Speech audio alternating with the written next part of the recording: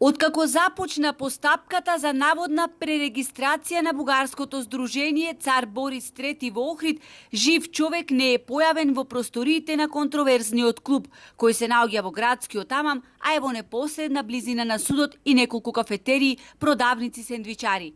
На катот веднаш до здружението, чии простории се гледаат од главната сообраќајница која води кон кеот, има адвокатска канцеларија.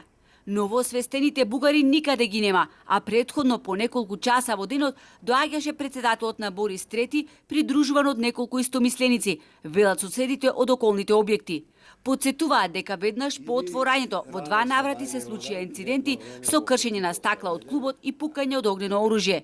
Ова го отвора прашањето дали воопшто државата требаше да дозволи отворање на бугарски клубови како овој во Охрид. Лично јас сметам не.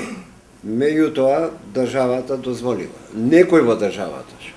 Зошто? Не знам. А досега имаше инциденти, по мене непотребни. Сметате дека треба да се затворат бугарските клубови сред Македонија? Обавезно. Обавезно. Како што тие ги затворија македонските, треба да им се вратит и да се затворат и овие во Македонија. Отворањето на бугарскиот клуб во Охрид е ставање на трн во здрава нога, велат охриѓани кога ги прашавме дали треба да постојат бугарските клубови кај нас. Не. Сметам да не треба. Доста сме ние. Секој глата на него е носит. 70 и кусор години сум јас, ке ми го менвитумов некој. И името и презимето и што знам јас.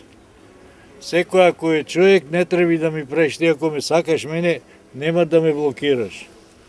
Ке го отвориш патот. Да го затвори то подхитно. Дали е провокација отворањето на вакви клубови? Провокација е и не е како што треба, мислам. Треба поинакво име да имат, прифатливо за македонскиот народ. Требаше државата воопшто да дозволи отворање на бугарски клубови? Не требаше, само требаше да дозволи здружение кои се од културни уметнички работи, да речеме такви работи, иначе ова не. Ова е голема провокација.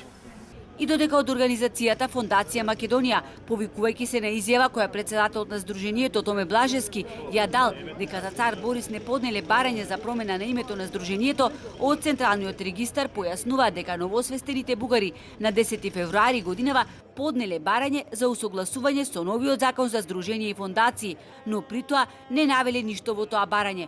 Тоа е еден лист хартија која не ги задоволува законските процедури за поднесување документи. Бугарското здружение Цар Борис III во Централниот регистар фигурира од ноември 2021 година, но официјално беше отворено 1 година подоцна, односно во очи на 11 октомври, денот кога Македонија го прославува народното востание. Инаку отворањето беше проследено со протести во крајно тензична атмосфера на која завлакно беше избегнат инцидент. Со председателот на цар Борис III со денови се обидуваме да стапиме во контакт, но не одговара на повиците. Останува да се види дали нареднавата недела Комисијата за употреба на имињата ќе одлучи за бришење на Охридскиот клуб, како што тоа се случи со Ванчо Михајлов. Во дадениот рок за прилагодување на имињата со новиот закон за здружение и фондации, Централниот регистар го избрише само Бугарскиот културен клуб од Битола.